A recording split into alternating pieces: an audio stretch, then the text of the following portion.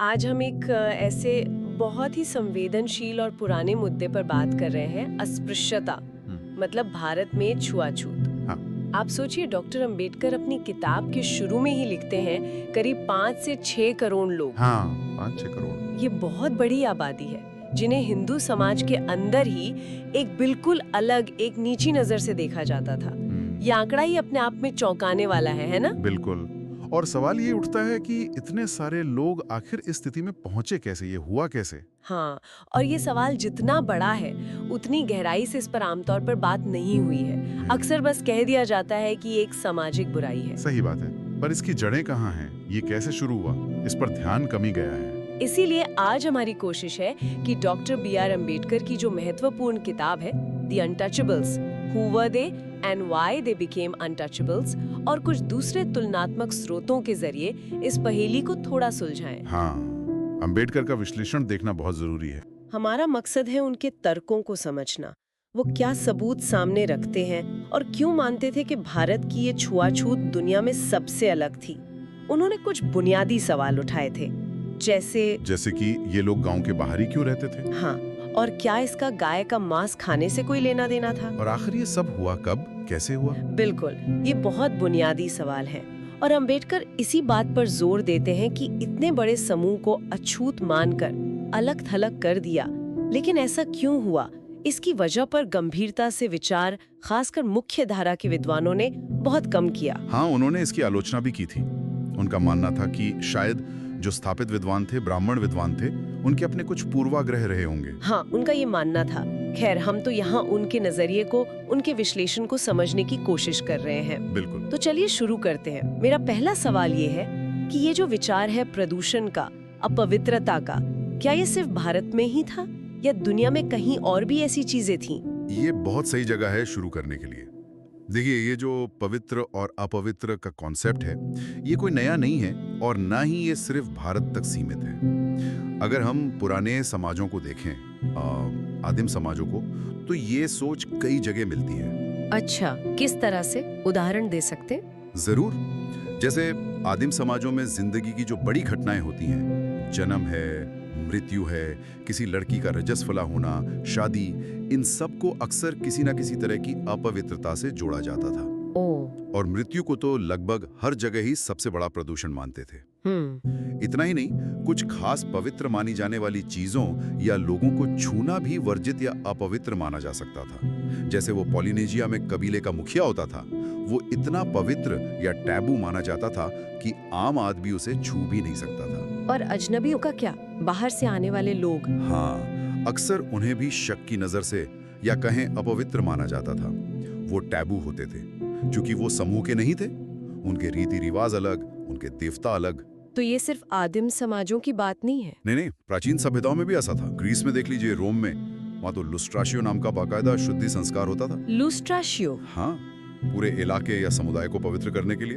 Hebrew लोगों में भी था, जैसे कुछ जानवरों के शव छूने से अपवित्रता मानी जाती थी। तो ये पवित्र अपवित्र वाला चक्कर तो दुनिया में कई जगह मौजूद था। तो फिर भारत वाली अस्पृश्यता में खास बात क्या थी जो इसे इतना अलग बनाती है? बिल्कुल, यहीं पर वो अहम फर्क सामने आता है। ज्यादातर दूसरी जगहों पर, जैसा मैंने कहा, ये अपवित्रता या अलगाव जो था वो अस्थायी होता था, टेम्पररी। अच्छा, मतलब कुछ समय के लिए? हाँ, नहा धोकर, कोई रस्म पूरी करके या बस कुछ वक्त गुजर जाने पर वो स्थिति खत्म हो जाती थी। इंसान वापस सामान्य मान लिया जाता था। लेकिन भारत में, जैसा हम आगे देखेंगे, ये चीज बहुत अलग, बहुत कठोर बन गई, परमानेंट। ठीक है, तो ये आइडिया तो कॉमन था, पर भारत में ये स्थायी हो गया। तो अब आते हैं अंबेडकर के अपने सिद्धांत पर। उन्होंने कहा था कि अछूत असल में ब्रोकन मैन थे, टूटे हुए लोग। ये कौन थे ब्रोकन मैन?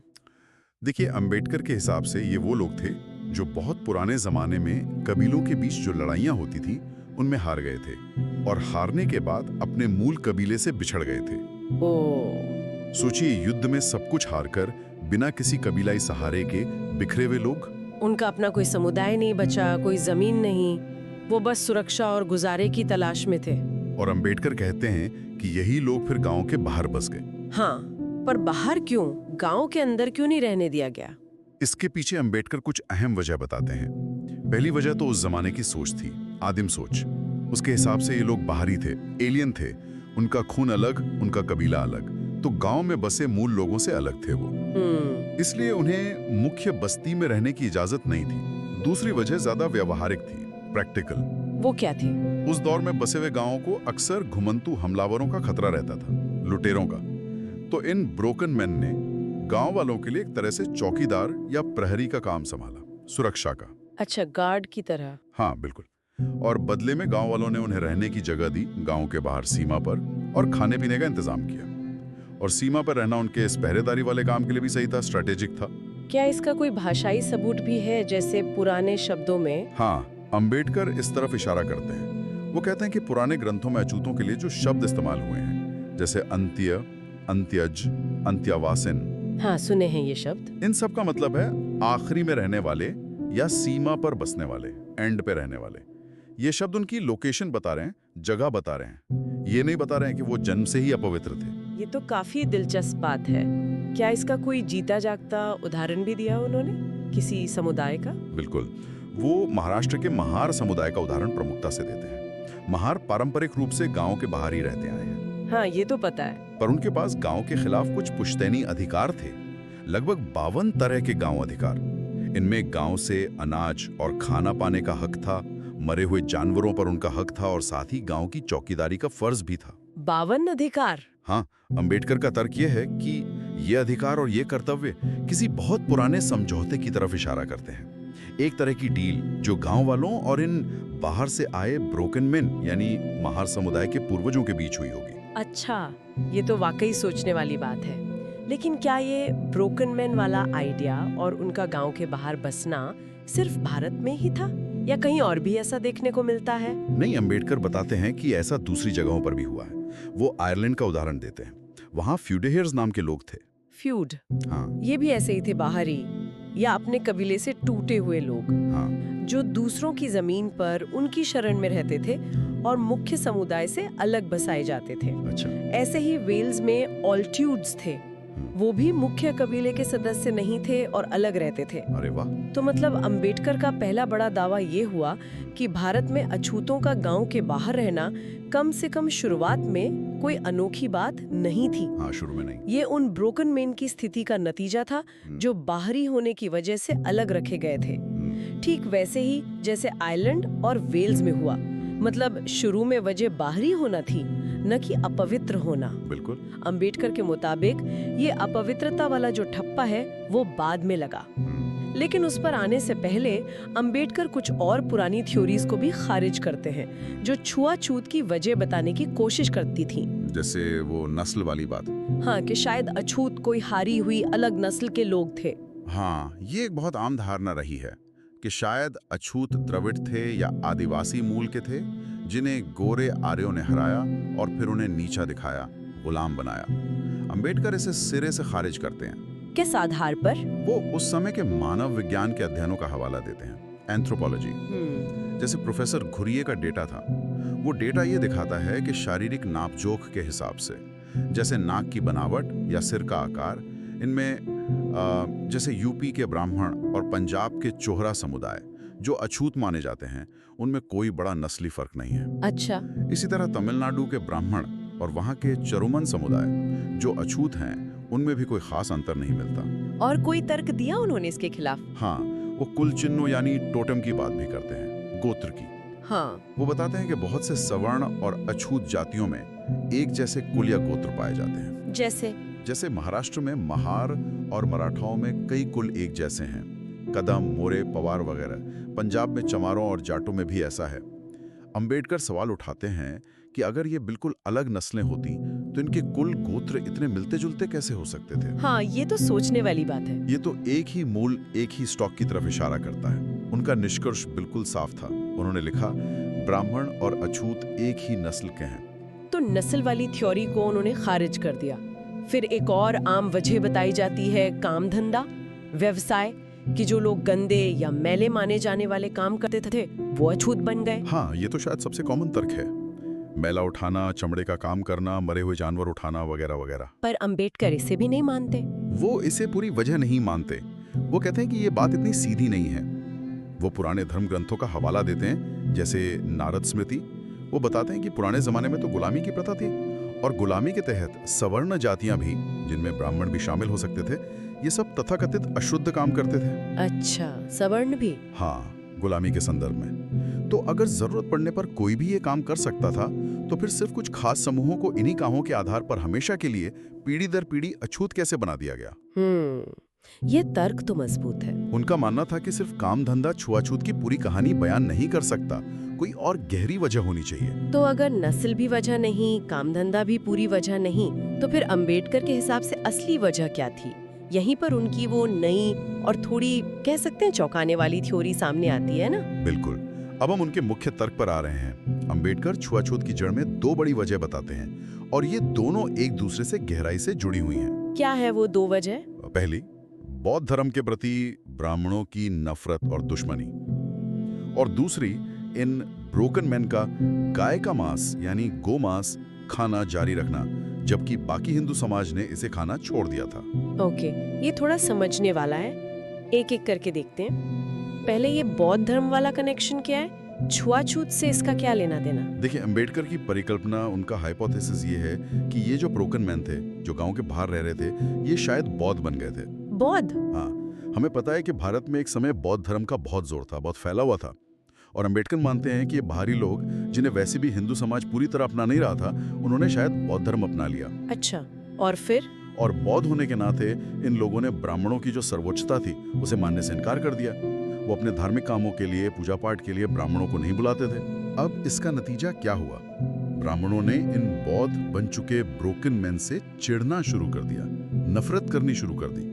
उन्होंने समाज में इनके खिलाफ एक तरह का प्रोपेगेंडा चलाया, उन्हें नीचा दिखाया। क्या इसका कोई सबूत भी देते हैं वो पुरानी किताबों से? हाँ, वो कुछ उदाहरण देते हैं, जैसे मनुस्मृति का हवाला देते हैं, जिसमें एक जगह लिखा है कि अगर कोई बौद्ध भिक्षु को छू ले तो उसे स्नान करना पड़ेगा शुद्धि के लिए। ओहो। इसी तरह मृच्छकटिक जैसा एक मशहूर संस्कृत नाटक है, उसमें भी बौद्ध भिक्षुओं को अच्छी नजर से नहीं दिखाया गया है, उनका मजाक उड़ाया गया है। तो ये उस समय की दुश्मनी को दिखाता है। अच्छा, तो एक वजह हुई बौद्ध धर्म से दुश्मनी, और दूसरी वजह आपने बताई गोमांस खाना।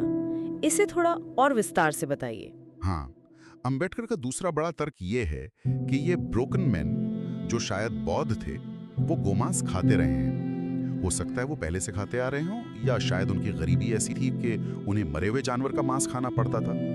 जो भी हो, पॉइंट ये है कि उन्होंने गोमांस खाना तब भी बंद नहीं किया जब बाकी हिंदू समाज, खासकर ब्राह्मणों के असर में आकर, इसे छोड़ रहा था या छोड़ चुका था। पर क्या इस बात का कोई ठोस सबूत है कि अछूतों को खास तौर पर गोमांस खाने से जोड़ा जाता था? हाँ, अंबेडकर इसके लिए भी सबूत देते हैं। वो 1910 की जनगणना का जिक्र करते हैं। उस समय ब्रिटिश सरकार ने हिंदुओं को कई कैटेगरी में बांटा था, जिनमें एक डिप्रेस्ड क्लास यानी दलित वर्ग भी था। हाँ। तो इन डिप्रेस्ड क्लासेस को पहचानने के लिए कुछ पैमाने तय किए गए थे, और उनमें एक बड़ा पैमाना ये था कि क्या ये लोग गोमांस खाते हैं और क्या ये गाय की पूजा करते हैं या नहीं। जो गोमांस खाते थे और गाय की पूजा नहीं करते थे, उन्हें डिप्रेस क्लास में रखा गया। अच्छा। इसके अलावा वो वेद व्यास स्मृति जैसी पुरानी किताब का भी हवाला देते हैं। उसमें कुछ जातियों को अंत्यज कहा गया है और उनकी पहचान मरे हुए जानवर का मांस खाने वालों के तौर पर की गई है। लेकिन एक मिनट, क्या हिंदू हमेशा से ही गोमांस से परहेज करते आए हैं?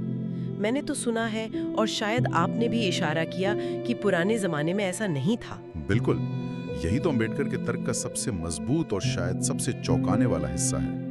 वो वेदों से, ब्राह्मण ग्रंथों से, सूत्रों से ढेरों उदाहरण देकर ये साबित करते हैं कि प्राचीन काल में हिंदू, जिनमें ब्राह्मण भी शामिल थे, न सिर्फ गोमांस खाते थे, बल्कि धार्मिक यज्ञों में गाय और बैल की बलि भी देते थे। सच में? बलि भी? हाँ, यज्ञों में पशु बलि आम थी, और मेहमानों के सम्मान में जो मधुपर्क दिया जाता था, उसमें अक्सर बछड़े नमाज होता था। ऋषि याज्ञवल्क्य का तो एक प्रसिद्ध कथन है, जिसमें वो कहते हैं कि वो तो नरम गोमांस खाते हैं क्योंकि वो उन्हें पसंद है। अरे बाप रे, ये तो आज की धारणा से बिल्कुल ही उल्टी बात है। तो फिर ये बदलाव कैसे आया? हिंदुओं ने और खासकर ब्राह्मणों ने गोमांस खाना बंद क्यों कर दिया? अंबेडकर इसकी सीधी वजह बौद्ध धर्म और जैन धर्म से जो मुकाबला चल रहा था उसे मानते हैं। अच्छा, कैसे? देखिए, बौद्ध और जैन दोनों ही धर्म अहिंसा पर बहुत ज्यादा जोर दे रहे थे, और वो वैदिक यज्ञों में होने वाली पशु बलि, खासकर गाय की बलि की कड़ी आलोचना कर रहे थे। ये अहिंसा वाली बात आम लोगों को काफी आकर्षित कर रही थी। समझ में आता है। तो अंबेडकर का तर्क है कि ब्राह्मणों ने अपना प्रभाव बनाए रखने के लिए, बौद्धों को मात देने के लिए एक तरह से पासा पलटा। उन्होंने बौद्धों से भी एक कदम आगे बढ़कर गोमांस खाना पूरी तरह बंद कर दिया और उसी गाय को एकदम पवित्र घोषित कर दिया जिसकी वो पहले बलि चढ़ाते थे। ओह, तो ये एक तरह की स्ट्रैटेजी थी। हाँ, अंबेडकर इसे इसी तरह देखते हैं और धीरे धीरे उन्होंने सिर्फ गोमांस ही नहीं छोड़ा बल्कि वो पूरी तरह शाकाहारी बन गए ताकि वो अहिंसा के मामले में बौद्धों से भी ज्यादा पवित्र दिखें। और बाकी जातियों ने क्यों छोड़ा गोमांस? यहाँ अंबेडकर एक फ्रांसीसी समाजशास्त्री हुए हैं, गैब्रियल टार्डे। उनके नाहामुंगन्स किजेट्स यानी नकल के नियम का हवाला देते हैं। नकल का नियम? हाँ, इसका मतलब है कि समाज में अक्सर जो निचले तबके होते हैं वो ऊंचे माने जाने वाले तबकों की नकल करते हैं, उनके रीति रिवाज अपनाते हैं। तो जब ब्राह्मणों ने, जो समाज में सबसे ऊपर थे, गोमांस खाना छोड़ा और गाय को पवित्र मानना शुरू किया, तो धीरे धीरे दूसरी गैर ब्राह्मण जातियों ने भी उनकी देखा देखी गोमांस खाना छोड़ दिया। ये इज्जत बढ़ाने का एक तरीका बन गया। अच्छा, तो अब ये दोनों बातें, बौद्ध धर्म से दुश्मनी और गोमांस खाना, ये अंबेडकर के सिद्धांत में एक साथ कैसे जुड़ती हैं? कैसे इन दोनों से छुआछूत पैदा हुई? अंबेडकर का निष्कर्ष ये है, ये जो ब्रोकन मैन थे, जो गांवों के बाहर रहते थे, वो शायद बौद्ध थे और इसलिए ब्राह्मणों की सत्ता को चुनौती देते थे। पहली बात। हाँ। दूसरी बात, उन्होंने तब भी गोमांस खाना बंद नहीं किया जब बाकी हिंदू समाज ब्राह्मणों की अगुवाई में इसे छोड़ रहा था और गाय को पवित्र मान रहा था। ठीक है। तो इससे ब्राह्मणों को उनसे नफरत करने और उन्हें समाज से बाहर करने की दोहरी वजह मिल गई। एक, उनके बौद्ध होने की वजह से दुश्मनी। दूसरी, उनके गोमांस खाने की वजह से अपवित्रता का आरोप, क्योंकि गाय अपवित्र हो चुकी थी।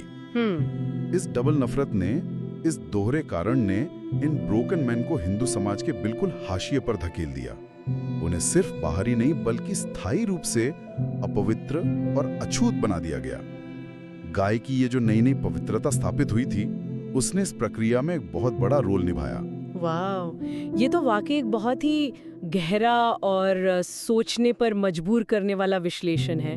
बिल्कुल अलग नजरिया है ये। हाँ, ये अंबेडकर का मौलिक योगदान है इस विषय पर। अब मेरा आखिरी सवाल, क्या भारत की ये जो छुआछूत विकसित हुई, ये अपने आप में अनोखी है?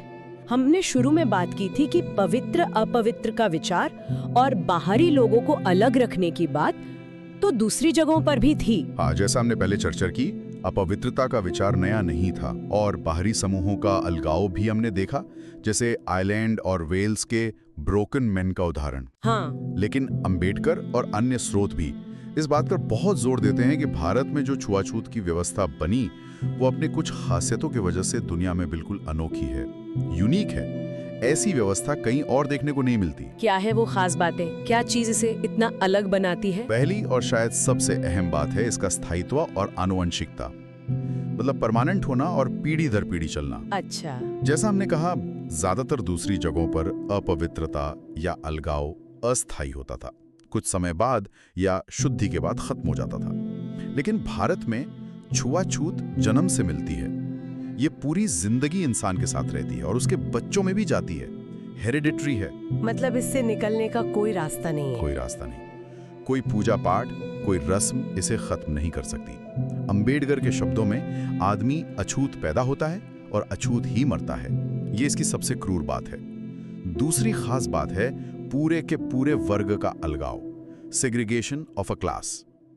आदिम समाजों में या कहीं और किसी खास घटना की वजह से कोई एक व्यक्ति या छोटा समूह कुछ समय के लिए अपवित्र माना जा सकता था। हाँ। लेकिन भारत में ये करोड़ों लोगों के पूरे समूह पर लागू होता है। अंबेडकर के समय 5-6 करोड़ लोग, पूरी की पूरी जातियों को सामूहिक रूप से अछूत मान लिया गया, सिर्फ उनके जन्म के आधार पर। तीसरी अनोखी बात है रहने की जगह का जबरदस्ती अलगाव, जिसको हम अनिवार्य क्षेत्रीय अलगाव कह सकते हैं, कंपल्सरी सेग्रीगेशन, यानी गांव के बाहर रहना। हाँ, अछूतों को गांव या शहर के मुख्य हिस्से से बाहर अलग बस्तियों में, जिन्हें बाद में घेट्टो कहा जाने लगा, रहने को मजबूर करना हिंदू छुआछूत का एक बुनियादी और खास हिस्सा रहा है। उन्हें सवर्ण हिंदुओं के साथ घुल-मिल कर रहने की इजाजत नहीं थी। ये सिर्फ सामाजिक दूरी नहीं थी, ये फिजिकल स्थानिक दूरी भी थी। और चौथी बात, इस सिस्टम ने भारत में ब्रोकन मैन को समाज में घुलने मिलने से हमेशा के लिए रोक दिया, उनका इंटीग्रेशन नहीं होने दिया। अच्छा, कैसे? हमने आयरलैंड और वेल्स का उदाहरण देखा। वहां भी बाहरी लोग थे, अलग रहते थे, लेकिन समय के साथ धीरे धीरे वो मुख्य समाज में मिल गए। उनके बीच शादियां हुई, वो उसी समाज का हिस्सा बन गए। लेकिन भारत में छुआछूत की इस कठोर व्यवस्था ने ऐसा होने ही नहीं दिया। अछूत हमेशा अलग और बाहरी ही बने रहे, मुख्य धारा से कटे हुए। तो अगर हम अंबेडकर की पूरी बात को संक्षेप में कहें तो ये निकलता है कि छुआछूत की कहानी शुरू होती है जंगलों में हारे हुए, बिखरे हुए ब्रोकन मैन से। हाँ, जो शायद बौद्ध बन गए थे और इसलिए ब्राह्मणों को नहीं मानते थे और गांव के बाहर रहते थे। बिल्कुल। फिर जब ब्राह्मणों ने बौद्ध धर्म के जवाब में गाय को पवित्र बनाया और गोमांस खाना छोड़ दिया और बाकी हिंदू समाज ने भी उनकी नकल की, तब इन ब्रोकन मैन ने गोमांस खाना जारी रखा। हाँ, वो नहीं रुके। और उनके बौद्ध होने और गोमांस खाने, इन दो अपराधों की वजह से ब्राह्मणों ने उनके खिलाफ नफरत फैलाई और उन्हें हमेशा के लिए जन्म से ही अछूत घोषित कर दिया। यही अंबेडकर का मुख्य तर्क है। और ये जो व्यवस्था बनी स्थायी, वंशानुगत और अलग थलग रखने वाली, ये दुनिया में सिर्फ भारत में ही देखने को मिली। बिल्कुल सही।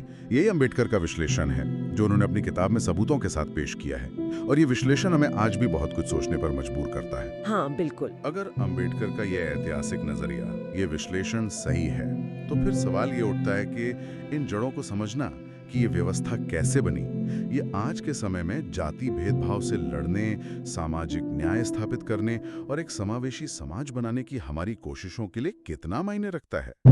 ये एक ऐसा सवाल है जिस पर हम सबको, समाज को सोचने की जरूरत है।